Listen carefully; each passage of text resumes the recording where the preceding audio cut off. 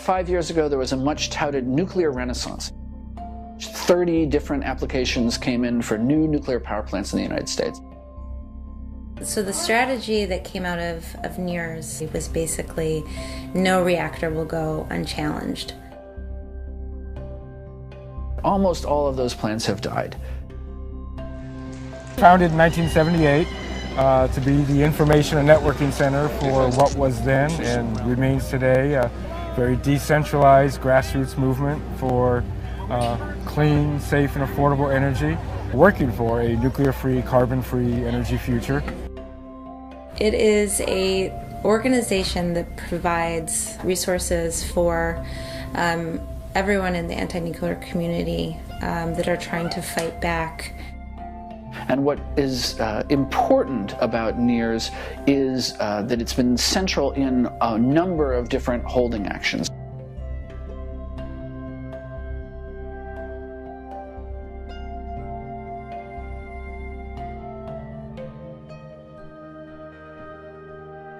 Most recently, we stopped the Calvert Cliffs 3 reactor. This was a critical proposal by the industry. It was going to be flagship and really the Cadillac of reactors to be built and the most expensive.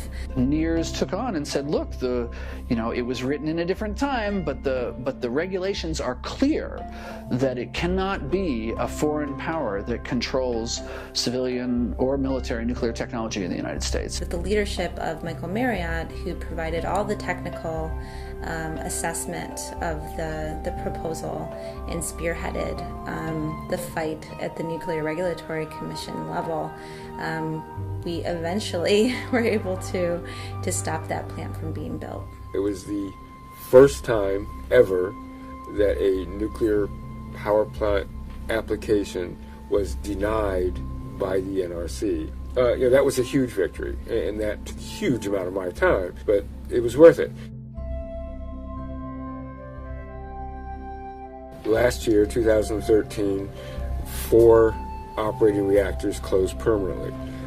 That's the most that have ever closed in a year, and these were the first shutdowns in more than a decade.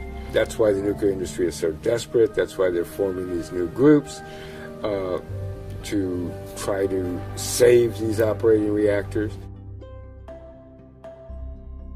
Because there's no place to put our radioactive waste, Congress had designated Yucca Mountain, Nevada as a site for waste. Now, Congress isn't known as the world's greatest scientific body.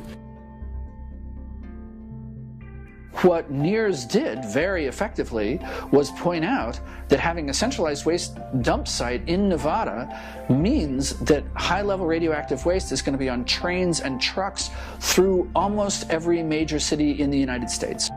Began a campaign to stop this. We coined it Mobile Chernobyl.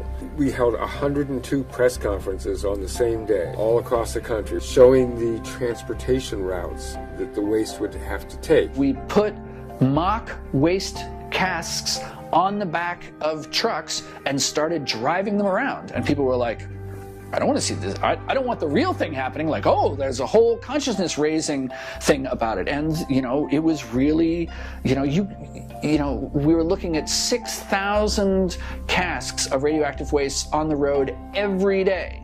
On an indefinite basis to deal with handling of all of the high-level radioactive waste that's in this country.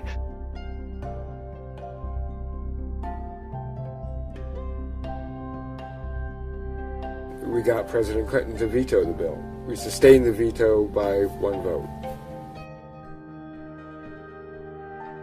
All of us here share that common denominator of believing that real change comes from the bottom up, that our role is helping people everywhere make the change that they want to see happen, provide them with the ability to make those changes, to close the reactors, to support solar power and wind power, to create the nuclear-free, carbon-free energy system that our planet needs, that our planet deserves. If you are someone who generously donates to NIRS, you're increasing the chances that you're not going to have to deal with radioactive waste problems, but more directly, you're increasing the chances that your own utility rates are going to be lower because you're not being suckered really for this crazy expensive energy solution. We are the ones driving this discussion. We are the ones training the activists.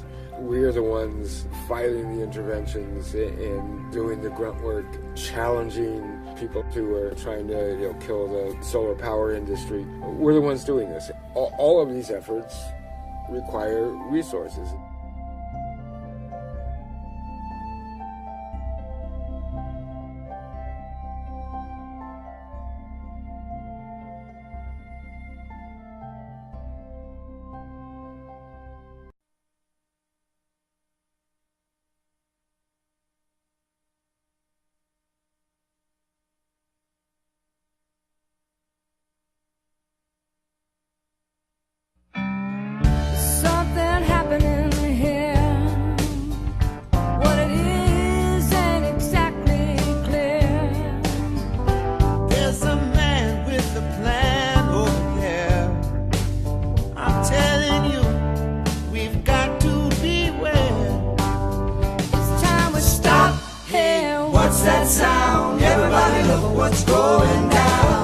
There's a new energy bill that supports clean energy.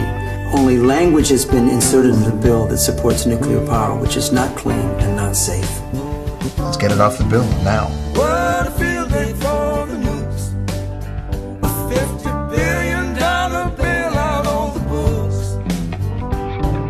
$25 billion for 2008, $25 billion more for 2009. Why should the American people be subsidizing something that hasn't worked for 50 years? Stop, hey, what's that sound? Everybody look what's going down. One of the worst things about nuclear power is that we have nowhere to put the waste. It's deadly for 280,000 years.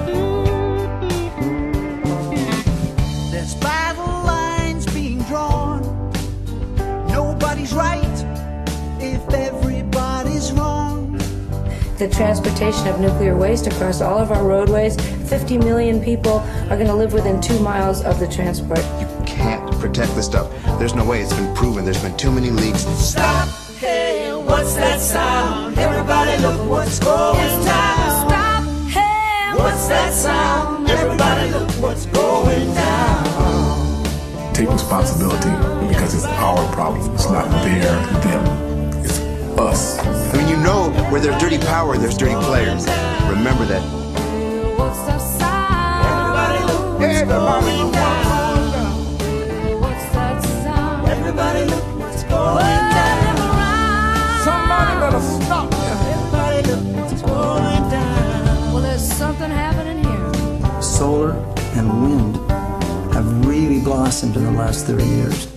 If you listen real close, They're turning into billion-dollar you industries. can hear it. Somebody's whispering in the corner, The alternative energies have developed. telling secrets they don't want you to know. The future's here now. Somebody better stop y'all. So nukefree.org. And remember to sign the petition and call your congressman. Do something.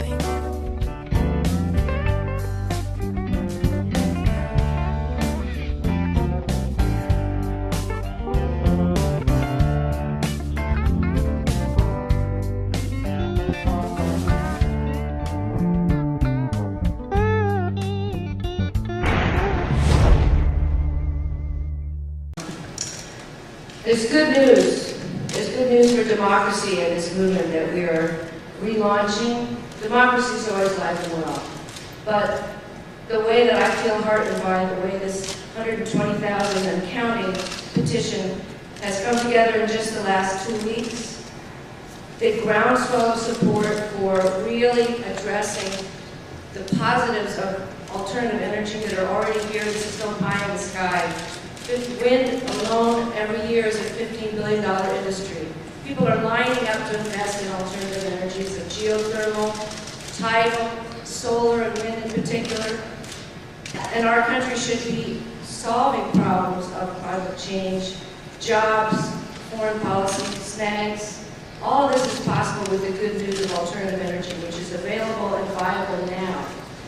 And we've been speaking about the dangers of waste and transport and terrorist attacks.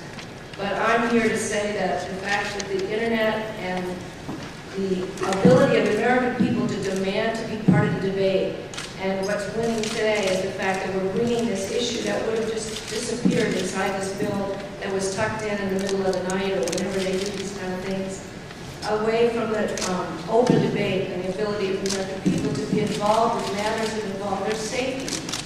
So I'm very proud to be part of the solution here today and representing a movement that's not going away, that we will be putting the heat on during this election campaign to get the issues discussed about safe energy, and hopefully the nuclear bailout sentence will be out of this bill, which is a wonderful group of collaboration on so many different issues that we're really supporting the good parts of this energy bill. We want to make that strong, and democracy is alive and well here today. I'm proud to be part of it.